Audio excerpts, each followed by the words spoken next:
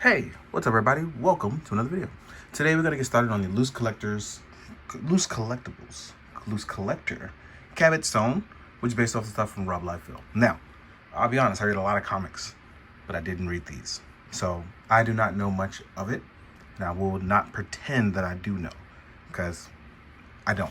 So, with that being said though, I'm gonna give my opinion on what I'm getting out of this, because I'll be honest, I didn't know what to expect from this. I like the LooseCollector stuff. I think they bring something really awesome to the table. So it's cool to kind of see their rendition of what would Rob Liefeld's figures would be like. I'm going to slightly move him forward so you don't see his feet. That's an inside joke. But yeah, as you can see, it looks really fantastic. Out of the box, it looks really good. Has a beautiful sculpt. And articulation-wise, I feel like it's really nice. But I'm not sure about certain things, so we'll go over it together. Now, our head sculpt is really beautiful. I'm not gonna sit here and pretend like it's not. We have a neck joint that actually rotates around, and ooh, wow. So I OD'd there. That's on me.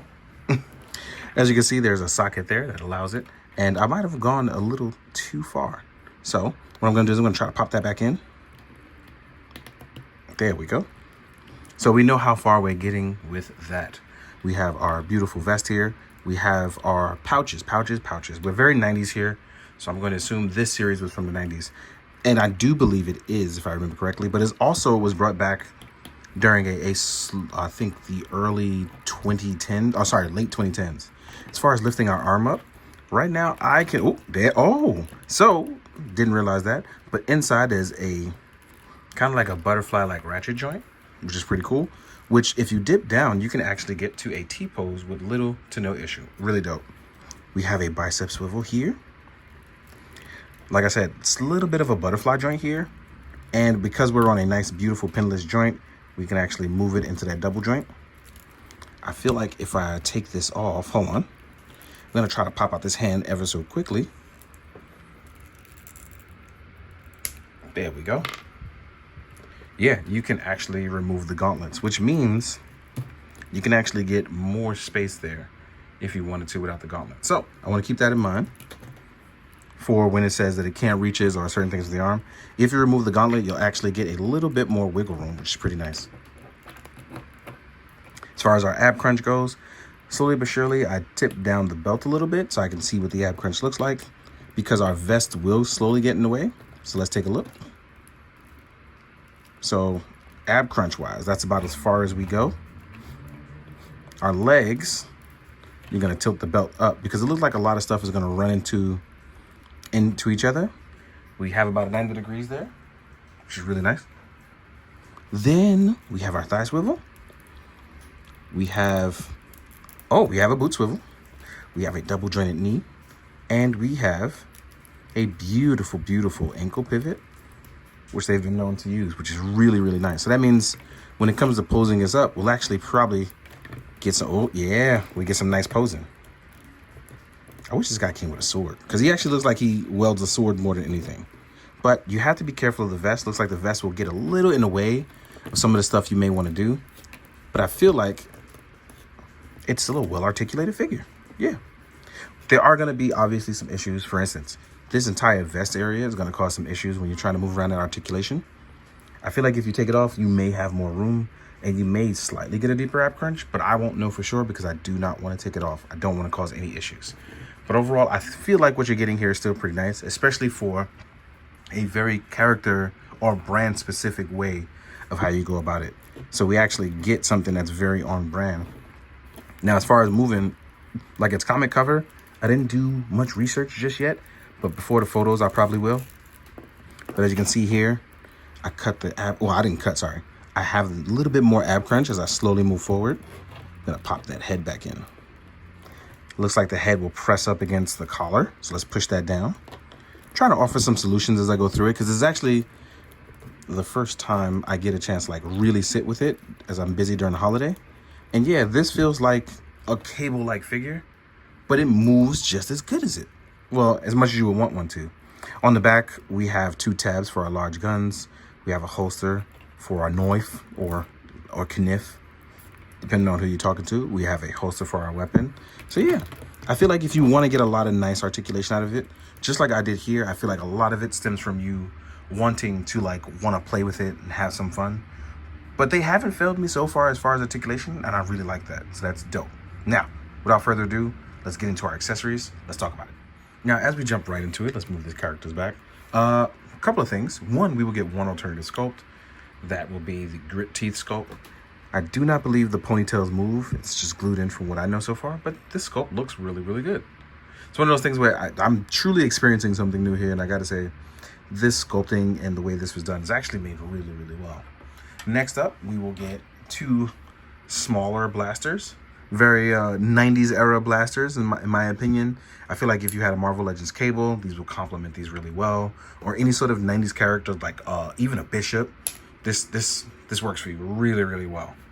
Then you will get one larger blaster, which is very 90s coded. Big, futuristic-like weapons that ridiculously did things you come on, like, let's be real here.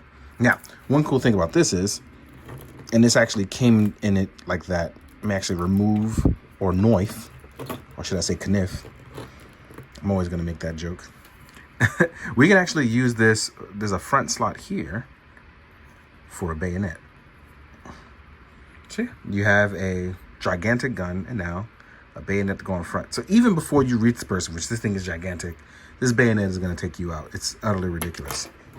And then we also have our sidearm here, another futuristic-like weapon. That, again, I feel one thing I will say, weapons drawn in the 90s definitely had a lot of innovation, and I love that. Like, stuff didn't have to make sense. There was a true like suspense of belief, and that's what made things fun, in my opinion. I feel like I'm glad like some of us didn't lose that and we just keep drawing crazy stuff.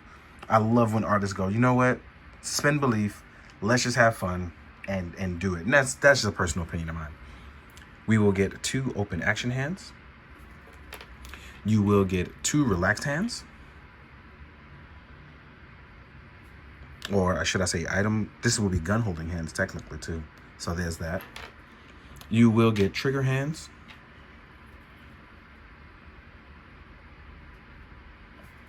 And then you will have your knife / item holding hands. That's not a knife. That joke is always gonna be funny to me. I'm sorry. I feel like I got ADHD with that joke. See, I knocked it down. But yeah, man, I'm really feeling this in a way that I didn't think I would be. And I think that's like the fun surprise in toys right now. Like, you just don't go in with any expectation and kind of have some fun. And that's what's been sparking hella joy for me. These prongs on the back are actually for plugging in weapons. They're actually prongs on each side.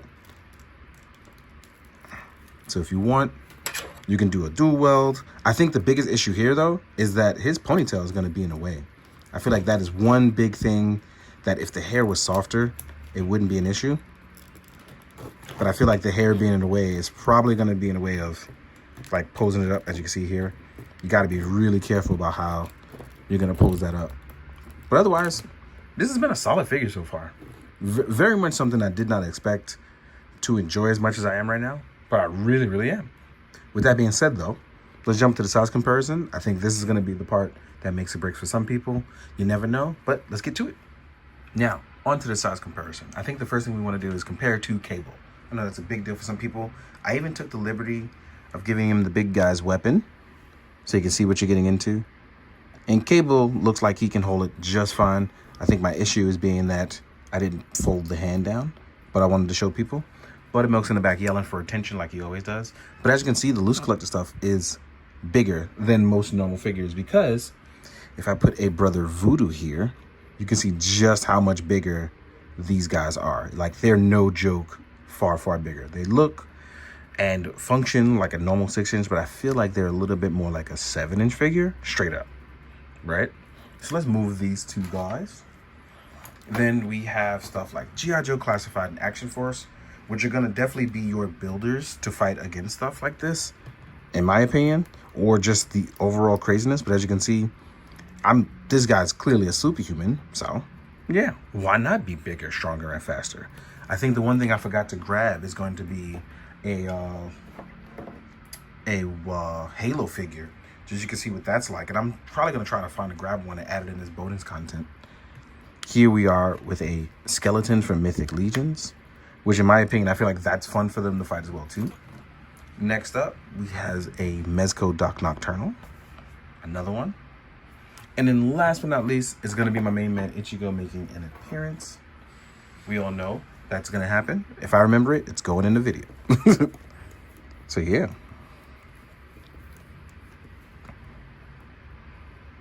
But yeah, man, really enjoying the line. I like what we get into. Oh, you know what I can use as a great example? Hold on. I have an orc here that I think would look really good against these guys. So yeah, I feel like just to show a slightly bigger figure, you can see exactly what you're getting into. So yeah, great example. But yeah, man, I'm here. I really, really like this. And honestly, I didn't expect to like it as much. So I'm probably going to pick up the other one too now. Because this is actually a really nice figure.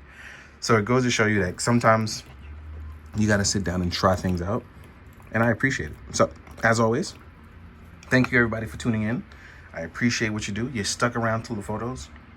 So please, if you can, like, comment, and subscribe. My boy Julio would kick my ass if I don't remember. He's really been on my ass about this. So yeah, I'm doing my best, y'all. I'm doing my best. Shout out to Julio. And please, as always, guys, I mean this. It's the holiday season. Take care of yourself. Take care of those around you that you love and care for. It means a lot.